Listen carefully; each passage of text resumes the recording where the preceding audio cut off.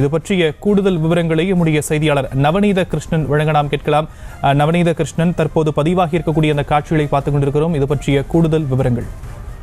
நிச்சயமாக சார், விருதுநகர் மாவட்டம் ஆவியூர் அருகே இருக்கக்கூடிய டி கடமங்குளம் பகுதியில் பாறைகளை வெடிப்பதற்காக பயன்படுத்தப்படக்கூடிய வெடிமருந்தை பதிவு செய்யும் போது அந்த பகுதியில் திடீரென வெடி விபத்தில் பரிதாபமாக சம்பவ இடத்திலேயே 4 பேர் உடல் சிதறி இறந்திருக்கக்கூடிய நிலையிலே அந்த கட்டிடத்து பகுதியில் இருந்தக்கூடிய கண்காணிப்பு கேமராவில் பதிவான காட்சிகளானது தற்போது வெளியாகி இருக்கிறது. காலை வேளையிலே அங்கு பணிக்கு வந்த பணியாளர்கள் அனைவருமே அந்த பாறைகளை வெட்டி எடுப்பதற்காக வெடிமருந்தை பயன்படுத்தக்கூடிய நிலையில் வெடிமருந்து வெடித்ததில் அந்த பரிதாபமாக அந்த பகுதியைச் சேர்ந்த 4 நபர்கள் உயிரிழந்த சம்பவம் பெரும் சோகத்தை ஏற்படுத்துகிறது. அந்த பகுதியைச் சேர்ந்த மக்கள் கிட்டத்தட்ட 500க்கும் மேற்பட்ட மக்கள் தொடர்ந்து அந்த பகுதியில் சாலை மறியலில் ஈடுபட்டு வரக்கூடிய வேளையில் இறந்த நபர்களுடைய விவரங்களை காவல்துறை தற்போது வரை வெளியிடவில்லை. மதுரையிலிருந்து தூத்துக்குடி நோக்கி செல்லக்கூடிய பிரதான சாலையாக இருக்கக்கூடிய அந்த ஆவியூர் பகுதியில் நடந்த இந்த வெடி விபத்தானது பெரும் சோகத்தை ஏற்படுத்தி இருக்கிறது. ஷாம்.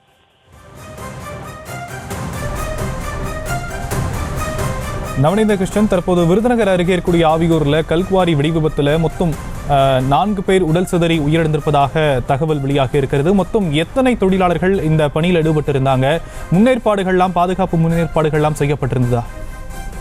நிச்சயமாக சாம், காலை வேலை என்பதாலே பணிக்கு கிட்டத்தட்ட 20க்கும் மேற்பட்ட தொழிலாளர்கள் அங்கே பணியில் இருக்கக்கூடிய வேளையிலே 4 நபர்கள் அந்த வெடிமருந்தை ஃபில் செய்யக்கூடிய பணியில் இருந்த நிலையிலே அந்த கோணத்தில், அதாவது பணியாளர்களுக்கு சரியான பாதுகாப்பு உபகரணங்கள் வழங்கப்பட்டதா, வெடிமருந்தை கையாளுவதற்கு அவர்களுக்கு தேவையான பயிற்சிகள் அளிக்கப்பட்டதா, வரையறுக்கப்பட்ட அந்த வெடிமருந்துகள் தான் பாறைகளை வெடித்து எடுப்பதற்காக பயன்படுத்தப்பட்டனவா என்ற கோணத்தில் காவல்துறையினர் தொடர்ந்து விசாரணை மேற்கொண்டு வருவது குறிப்பிடத்தக்கது. ஷாம்.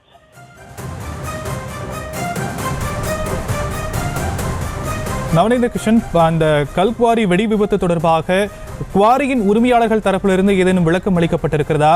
காவல்துறையுடைய முதற்கட்ட விசாரணைகளை என்னென்ன விஷயங்கள்லாம் சொல்லப்பட்டிருக்கு?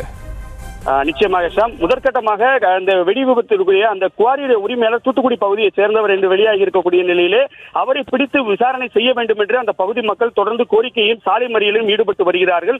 குறிப்பாக இந்த குவாரி முறையாக அனுமதி பெற்றுதான் நடைபெற்று வருகிறதா, அதே போல குடியிருப்பு பகுதிகளுக்கு அருகிலேயே இருக்கக்கூடிய இந்த குவாரியில் இது போன்ற வெடிமருந்துகள் வைத்து வெடிப்பதற்கு அளவுகள் எதுவும் நிர்ணயிக்கப்பட்டிருக்கிறதா, உரிய அனுமதி பெற்றுதான் இந்த குவாரி இயங்கி வருகின்றதா என்ற கோணத்தில் தற்போது விசாரணையானது மேற்கொள்ளப்பட்டு வருவது குறிப்பிடத்தக்கது.